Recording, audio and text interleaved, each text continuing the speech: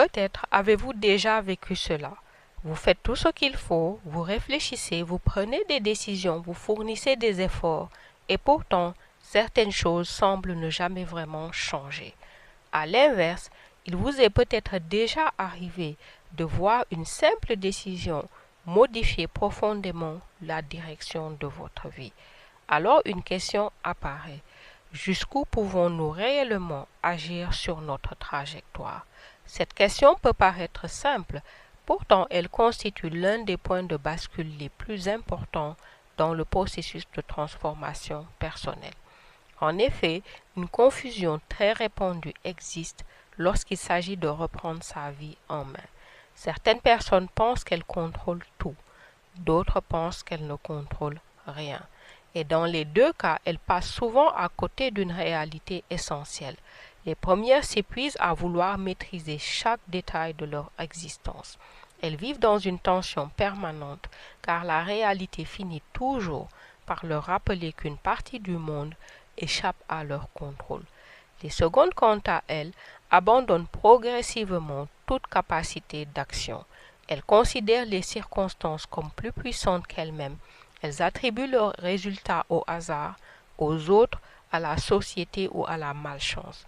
Peu à peu, elles cessent d'exercer leur pouvoir de transformation. Pourtant, entre ces deux extrêmes, il existe une voie plus juste, la voie du juste milieu, une voie qui ne repose ni sur l'illusion du contrôle absolu, ni sur la résignation, une voie fondée sur la responsabilité et l'influence. Et c'est précisément cette voie que nous allons explorer aujourd'hui.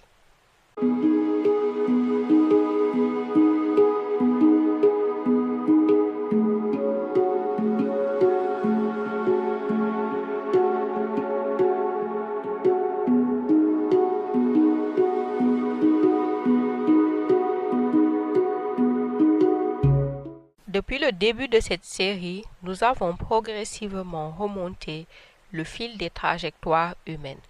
Nous avons examiné d'abord la question du changement, car toute trajectoire qui évolue suppose une modification de l'état initial. Rien ne change durablement sans transformation préalable. Toute évolution visible est précédée d'un mouvement invisible. Nous avons ensuite exploré la notion de conscience, car le changement ne peut devenir volontaire que lorsqu'il est observé. Nous ne pouvons agir consciemment sur ce que nous ne percevons pas. La conscience constitue donc le point de départ de toute réorientation véritable. Puis nous avons abordé la notion de responsabilité. Cette étape était vraiment essentielle, car prendre conscience d'une situation ne suffit pas. Il est également nécessaire de reconnaître la part qui nous appartient dans cette situation. La responsabilité ne consiste pas à porter le poids du monde sur ses épaules. Elle consiste à reconnaître honnêtement notre pouvoir de participation dans la construction de notre réalité. Ainsi, changement, conscience et responsabilité forment une progression naturelle. Le changement ouvre une possibilité. La conscience éclaire cette possibilité. La responsabilité permet de s'en saisir. Cependant, reconnaître sa responsabilité ne répond pas encore à toutes les questions. Une fois que cette responsabilité est reconnue, une nouvelle question apparaît, une question plus subtile, une question qui détermine en grande partie notre capacité à reprendre la direction de notre existence. Et cette question, elle est celle-ci. Que pouvons-nous réellement influencer? Sur quoi pouvons-nous réellement agir? Autrement dit, qu'est-ce qui dépend de nous? Qu'est-ce qui ne dépend pas de nous? Où se situe notre marge d'action exactement? Car être responsable ne signifie pas être tout puissant. De même, reconnaître nos limites ne signifie pas être impuissant. Entre ces deux idées se trouve une compréhension fondamentale, celle de ce qui dépend réellement de nous. Et c'est cette compréhension qui est capable de transformer profondément notre rapport à la vie.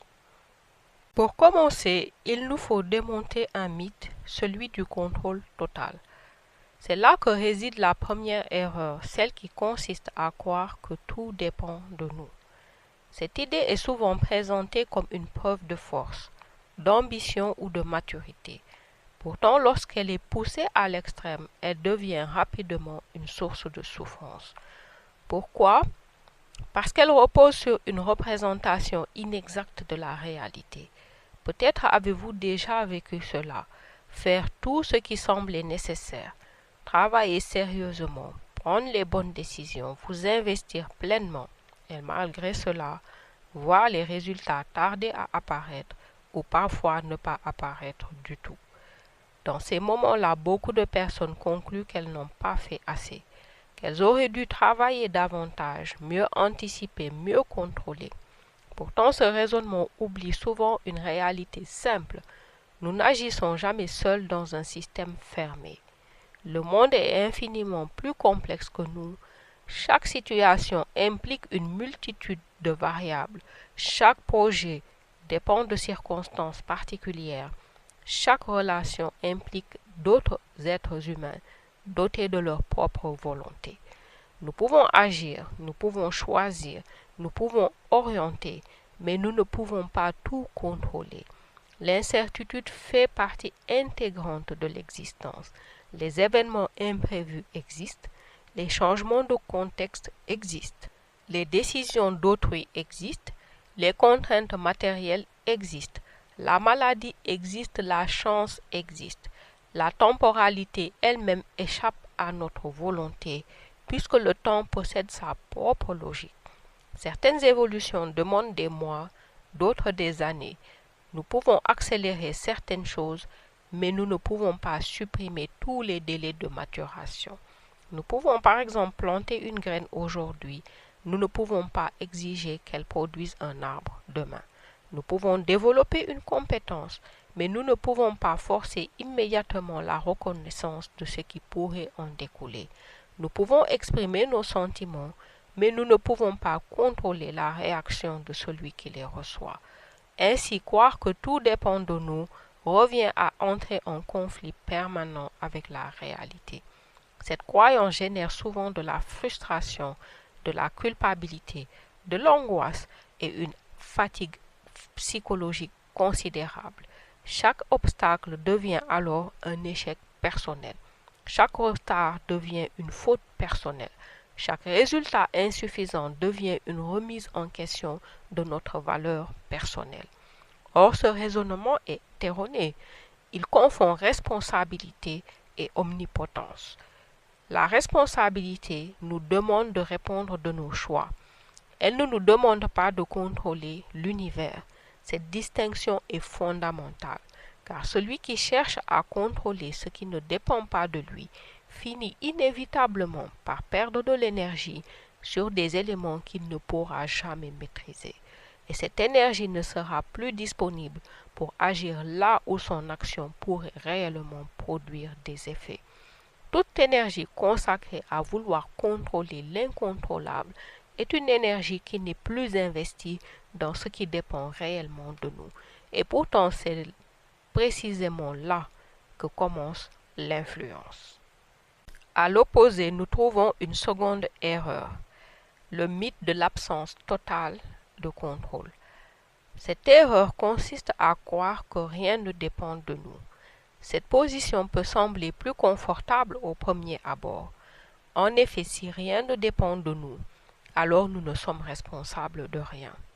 Les échecs deviennent la faute des circonstances, les stagnations deviennent la conséquence du destin, les blocages deviennent l'effet d'un environnement défavorable. Cette manière de voir procure parfois un soulagement immédiat. Peut-être avez-vous déjà entendu ce type de discours.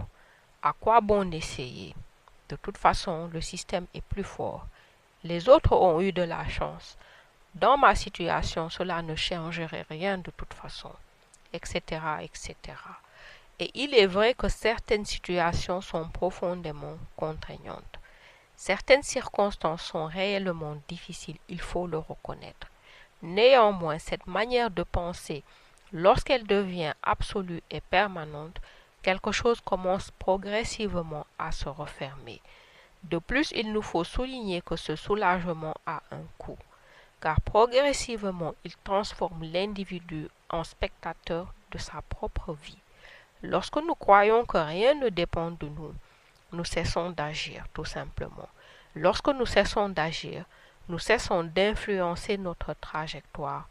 Et lorsque nous cessons d'influencer notre trajectoire, nous subissons davantage les circonstances. Et plus nous subissons, plus notre croyance initiale semble être confirmée. Un cercle vicieux se met alors en place. La passivité nourrit la résignation nourrit le fatalisme nourrit l'inaction, et l'inaction produit souvent exactement le type de résultat qui semblait prouver que rien n'était possible. Il est donc nécessaire de comprendre que l'absence de contrôle total ne signifie pas l'absence totale de pouvoir. Nous ne sommes pas tout-puissants, mais nous ne sommes pas non plus dépourvus de toute capacité d'action. Entre le contrôle total et l'impuissance totale existe une troisième voie, une possibilité plus réaliste, plus exigeante, celle de reconnaître que nous ne maîtrisons pas tout, mais que nous participons malgré tout à l'orientation de notre trajectoire. C'est ici qu'apparaît la notion centrale de notre réflexion d'aujourd'hui, la notion d'influence. C'est ainsi qu'entre l'illusion du contrôle total et l'illusion de l'impuissance totale existe une troisième voie. Cette voie est celle de l'influence. C'est probablement l'une des notions les plus importantes à comprendre lorsqu'il s'agit de reprendre la direction de sa vie. En effet, nous avons souvent tendance à raisonner en termes binaires. Soit nous contrôlons une situation, soit nous la subissons. Soit nous pensons pouvoir obtenir exactement le résultat souhaité, soit nous concluons que nous ne pouvons rien. Or, la réalité est souvent beaucoup plus nuancée. La plupart des situations humaines ne relèvent ni du contrôle absolu, ni de l'absence totale de pouvoir. Elles relèvent de l'influence. L'influence peut être définie comme la capacité d'orienter une situation, un comportement ou une trajectoire sans pour autant en déterminer l'entière issue. Cette distinction mérite toute notre attention. Lorsque nous cherchons à contrôler, nous voulons imposer un résultat précis. Lorsque nous influençons, nous créons les conditions les plus favorables à l'émergence d'un résultat. Ce n'est pas la même chose. Prenons l'exemple d'un jardinier. Il ne contrôle pas la croissance de la plante. Il ne contrôle pas le climat. Il ne contrôle pas les saisons. Il ne contrôle pas les mécanismes biologiques qui permettent à la plante de se développer. Pourtant, il exerce une influence considérable. Il prépare le sol, il choisit les graines, il arrose, il protège les jeunes pousses, il retire les éléments nuisibles. Son influence est par conséquent réelle. Elle est même déterminante, mais elle n'est pas synonyme de contrôle total. Même le meilleur jardinier ne peut exiger une récolte. Il peut seulement créer les conditions qui la rendent plus probable. Il en va de même pour nos trajectoires personnelles, peut-être même davantage, car une trajectoire humaine est encore plus complexe qu'un jardin. Nous ne contrôlons pas tous les événements qui nous arrivent. Nous ne contrôlons pas tous les événements qui nous arrivent. Nous ne contrôlons pas toutes les opportunités. Nous ne contrôlons pas toutes les rencontres. Nous ne contrôlons pas toutes les circonstances. Cependant, nous influençons continuellement la direction que prend notre existence. Chaque choix influence. Chaque habitude influence. Chaque pensée entretenue influence. Chaque décision reportée influence. Chaque environnement fréquenté influence. Chaque relation cultivée influence. Donc vous voyez bien que nous influençons davantage notre trajectoire que nous ne le croyons souvent. Cependant, attention, une nuance importante mérite d'être introduite. L'influence n'est pas une garantie.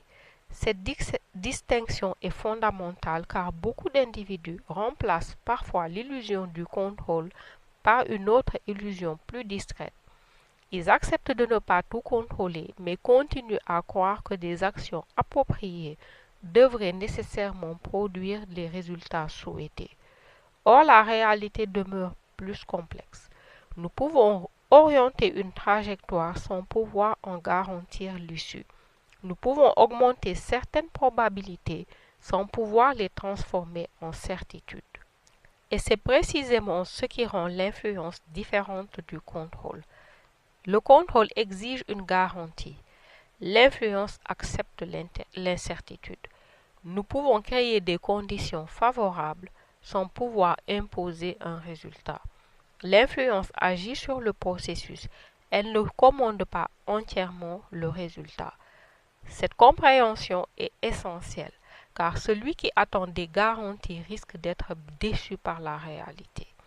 Tandis que celui qui comprend la nature véritable de l'influence accepte l'incertitude tout en continuant à agir. Il comprend que son rôle consiste à participer consciemment à la construction de sa trajectoire, non à exiger de la vie qu'elle se conforme exactement à ses attentes. Simplement, cette influence est moins spectaculaire que le contrôle. Elle est plus discrète, plus progressive, plus subtile, mais elle est également plus réelle. Comprendre cela constitue souvent un tournant, car nous cessons alors de nous épuiser à vouloir contrôler l'incontrôlable, tout en refusant de renoncer à notre pouvoir d'action. Nous retrouvons ainsi une position plus juste, une position dans laquelle nous cessons de nous battre contre la réalité, sans pour autant renoncer à agir sur elle. Une position dans laquelle la responsabilité ouvre la porte et l'influence fournit le levier.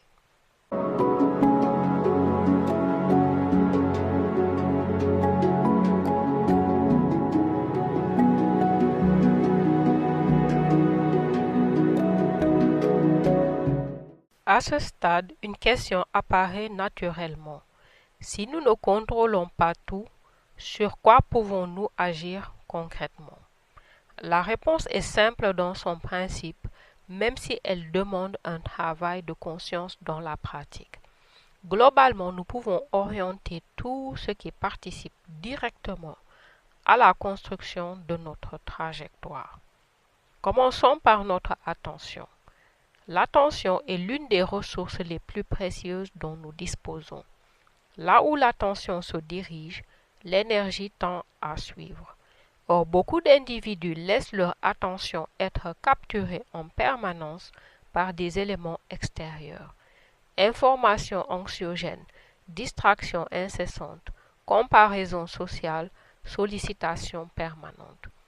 Peu à peu, leur vie psychologique est organisée par ce qui attire leur attention plutôt que ce qui mérite réellement leur attention. Peut-être l'avez-vous déjà constaté. Une même journée peut produire des effets très différents selon ce qui occupe notre attention. Une personne passe plusieurs heures à nourrir ses inquiétudes, tandis qu'une autre consacre ce même temps à apprendre à construire ou préparer la suite. Les circonstances sont parfois identiques, mais la direction qui en résulte devient progressivement différente. Reprendre la direction de sa vie commence souvent par reprendre la direction de son attention, car nous ne pouvons construire consciemment une trajectoire tout en laissant notre regard être constamment détourné de ce qui compte. Nous pouvons également orienter nos habitudes. Les habitudes sont des comportements qui se répètent suffisamment longtemps pour devenir automatiques. Elles constituent une part considérable de notre existence quotidienne. Souvent, nous imaginons que notre avenir sera déterminé par de grandes décisions exceptionnelles. Pourtant, ce sont fréquemment les habitudes ordinaires qui façonnent les résultats extraordinaires. Lire quelques pages chaque jour, marcher quotidiennement, apprendre régulièrement, économiser progressivement, prendre soin de sa santé, cultiver une relation. Aucune de ces actions n'est spectaculaire, mais leur accumulation produit des effets majeurs. Une habitude paraît souvent insignifiante lorsqu'on l'observe sur une journée. Elle devient beaucoup plus importante lorsqu'on l'observe sur plusieurs années, car les trajectoires se construisent rarement à travers un comportement isolé. Elles se construisent à travers des comportements répétés. Nous pouvons également orienter nos compétences. La compétence est un levier d'influence particulièrement puissant. En développant nos connaissances, nos savoir-faire et nos capacités d'adaptation, nous augmentons le nombre de possibilités qui s'offrent à nous. Chaque compétence supplémentaire élargit légèrement le champ des trajectoires possibles. Elle ouvre des possibilités qui n'existaient pas auparavant. Certaines portes restent fermées, tandis que nous ne possédons pas les compétences qui permettent de les franchir. Une compétence supplémentaire ne garantit aucun résultat, mais elle modifie les probabilités, et c'est précisément là que réside l'influence. Nous pouvons également agir sur nos relations. L'être humain n'évolue jamais seul. Nous sommes constamment influencés par les personnes qui nous entourent. Leurs croyances, leurs comportements, leurs habitudes, leur vision du monde. Peut-être l'avez-vous déjà expérimenté. Il est difficile de maintenir certaines ambitions lorsque personne autour de nous ne les comprend. À l'inverse, certaines rencontres peuvent accélérer en quelques mois ce qui semblait bloqué depuis plusieurs années. Parfois, une seule conversation suffit à ouvrir une possibilité que nous ne percevions plus. Par conséquent, choisir consciemment les environnements relationnels dans lesquels nous évoluons constitue un acte d'influence majeur. Nous pouvons aussi orienter notre environnement. Cette idée est souvent sous-estimée. Parfois, nous attribuons nos difficultés à un manque de volonté, alors qu'elles proviennent en partie d'un environnement qui pousse constamment dans une autre direction. À l'inverse, certains environnements rendent certains comportements presque naturels. Ainsi, l'environnement exerce une influence permanente sur nos comportements. Un environnement favorable facilite certaines actions. Un environnement défavorable les complique. Modifier son environnement revient souvent à modifier ses probabilités d'action. Enfin, nous pouvons orienter nos décisions. Chaque décision représente une bifurcation potentielle, même lorsqu'elle paraît insignifiante. Il est également nécessaire de comprendre qu'une trajectoire ne se construit pas uniquement à travers les décisions que nous prenons. Elle se construit aussi à travers celles que nous repoussons, à travers celles que nous évitons, à travers celles que nous abandonnons aux circonstances. Nous avons parfois l'impression que l'absence de décision nous maintient dans une forme de neutralité, comme si attendre permettait de suspendre temporairement la trajectoire, et comme si le temps cessait d'agir tant que nous n'avons pas choisi. Mais une trajectoire ne se met jamais réellement en pause. De fait, cette neutralité est souvent une illusion. Ne pas choisir demeure un choix. Attendre demande un choix. Reporter demande un choix. Car le temps continue de produire ses effets, que nous décidions ou non de participer consciemment à leur orientation. L'inaction produit elle aussi des conséquences. Une trajectoire continue de se construire même lorsque nous cessons momentanément de la diriger consciemment. Bref, la vie ne se met pas en pause dans l'attente de nos décisions. Elle poursuit son mouvement. C'est pourquoi reprendre la direction de sa vie implique également de reconnaître la responsabilité du non-choix.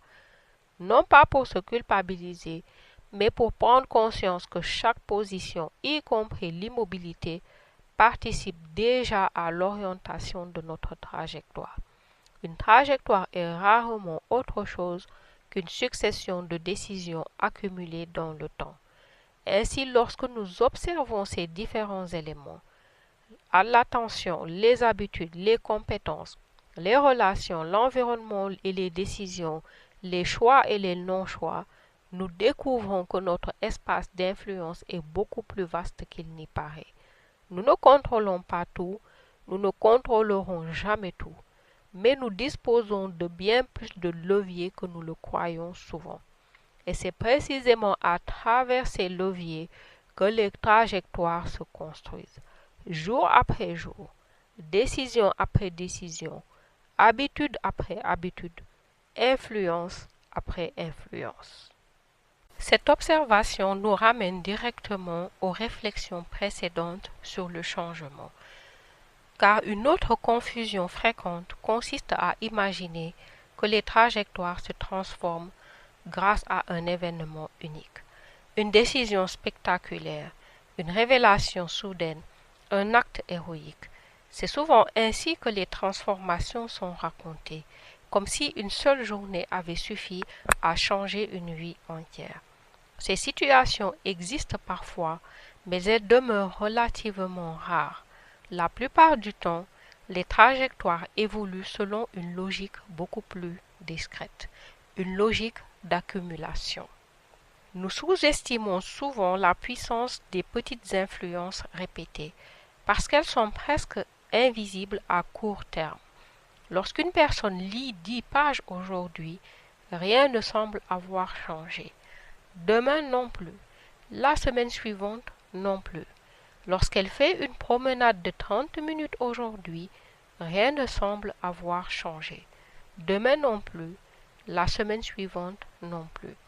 Lorsqu'elle économise une petite somme d'argent aujourd'hui, rien ne semble avoir changé. Demain non plus.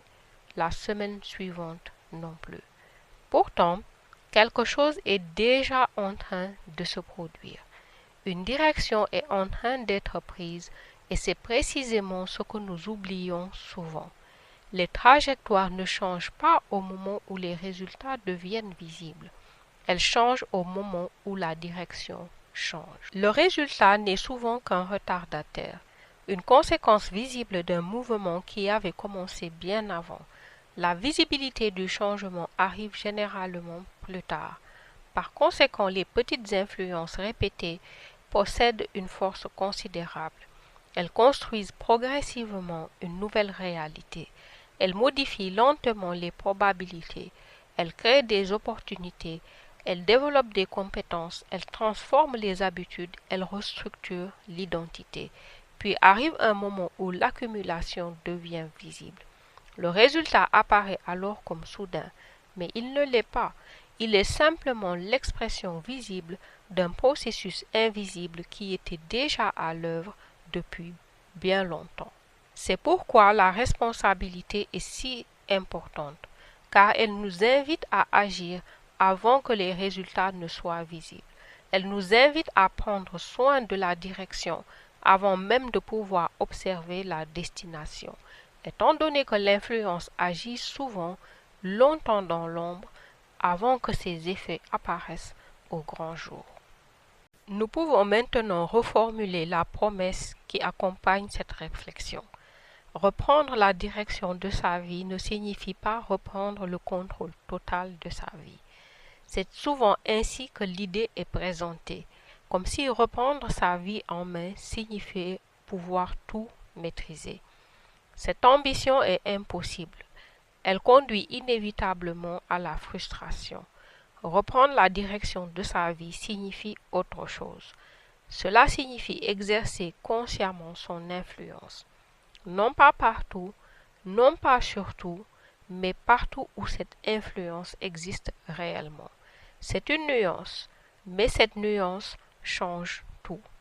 Celui qui cherche le contrôle lutte constamment contre les limites de la réalité.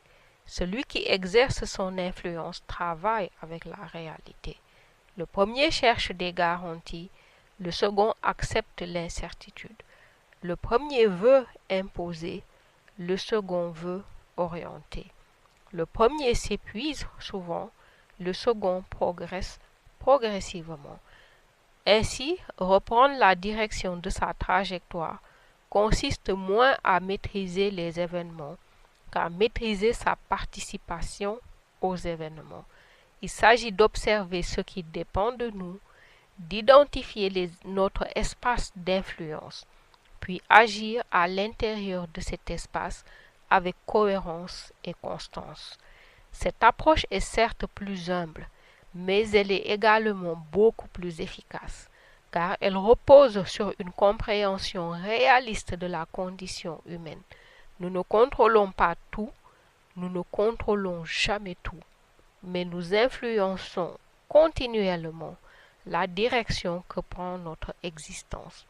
Et c'est précisément dans cet espace d'influence que se trouve notre véritable pouvoir de transformation. Parce qu'une trajectoire ne se transforme jamais lorsque nous contrôlons tout, elle se transforme lorsque nous apprenons à agir avec lucidité sur ce qui dépend réellement de nous.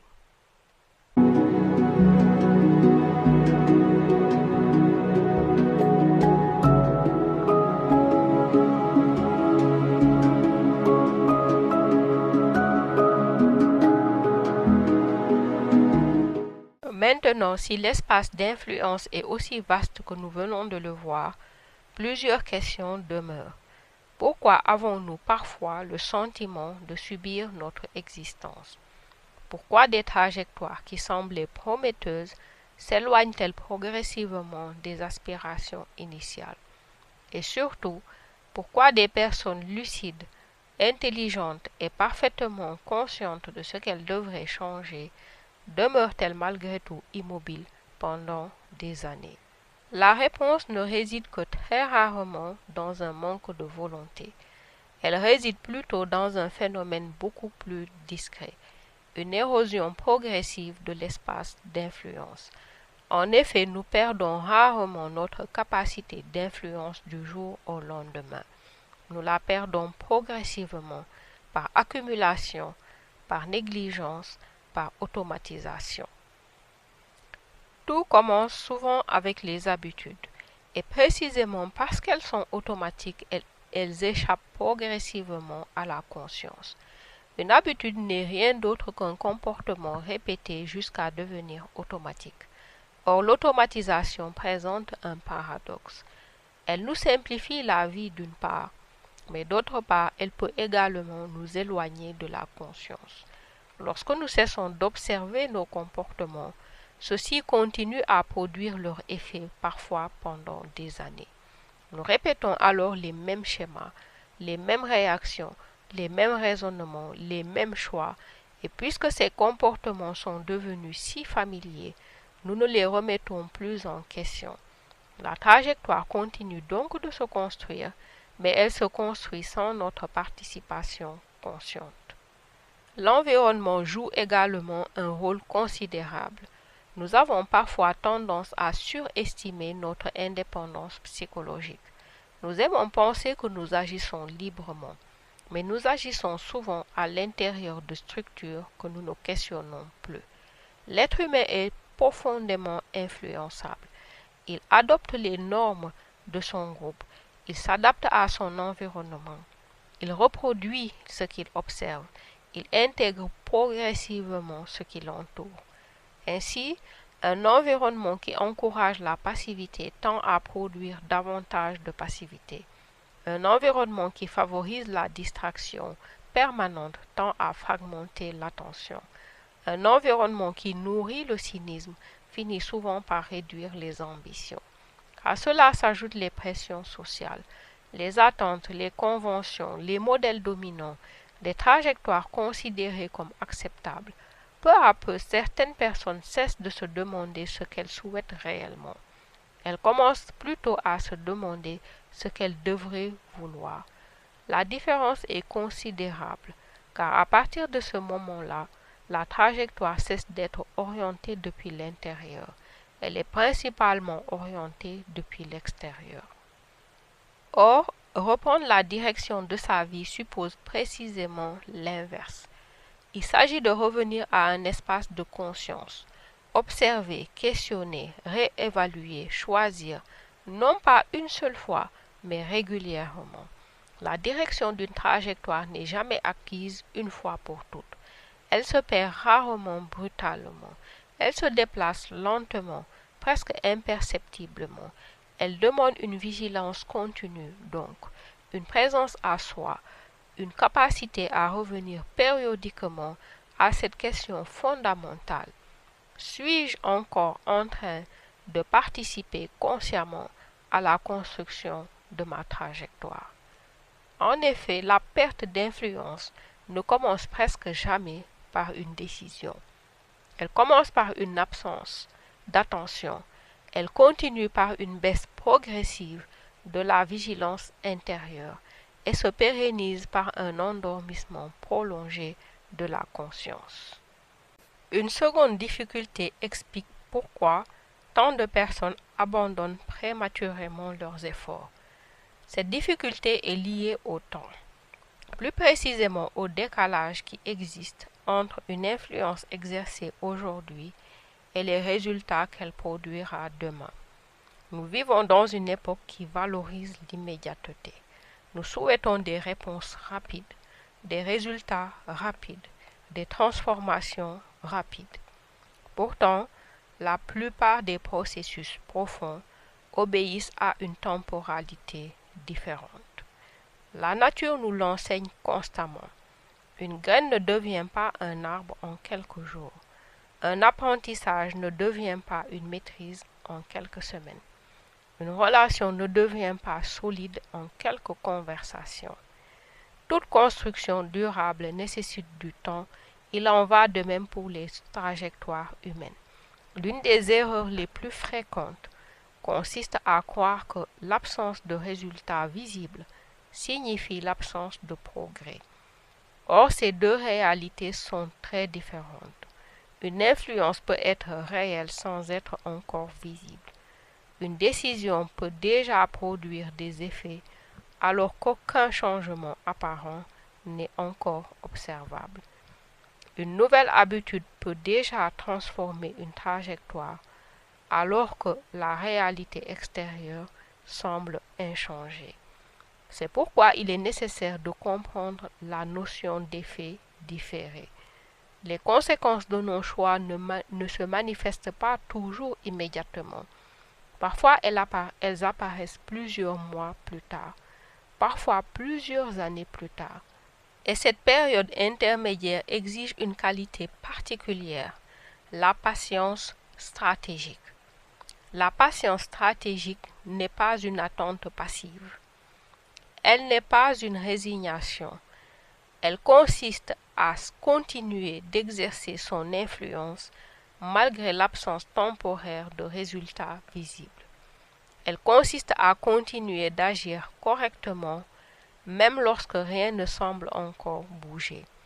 Elle consiste à faire confiance au processus d'accumulation, à comprendre que les trajectoires se modifient d'abord dans l'invisible avant de se révéler dans le visible. Cette compréhension change profondément notre rapport à l'action.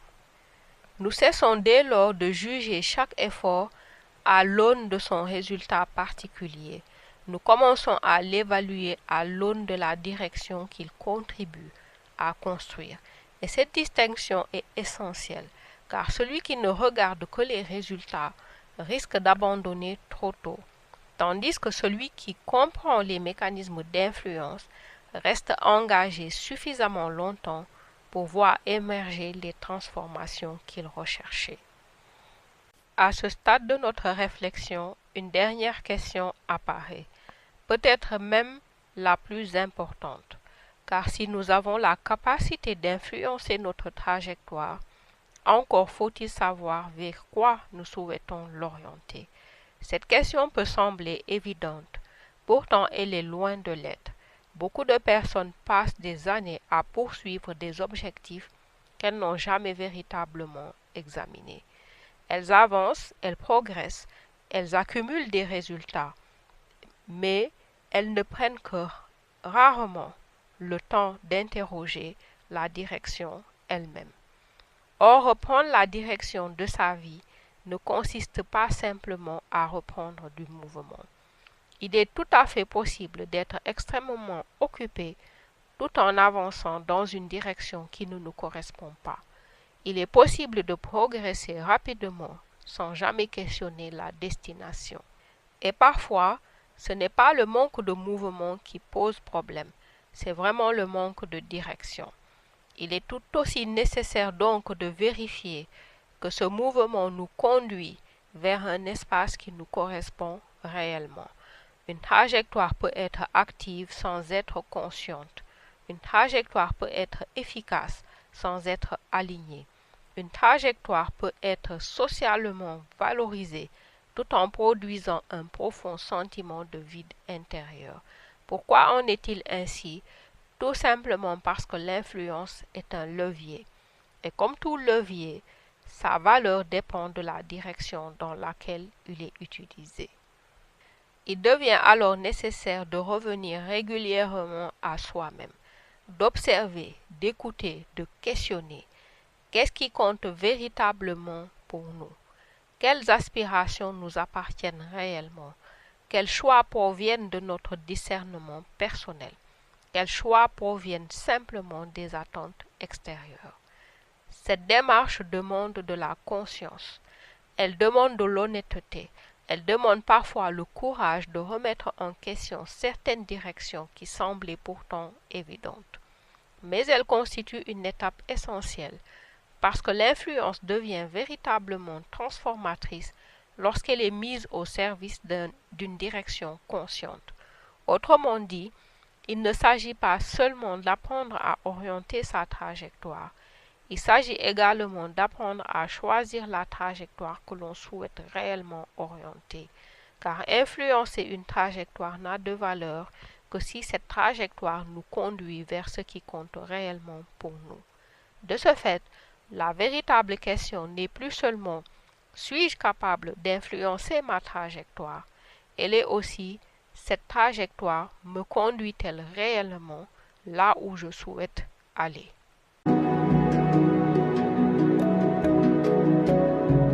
Finalement, depuis le début de cette série, nous avons exploré les trajectoires humaines.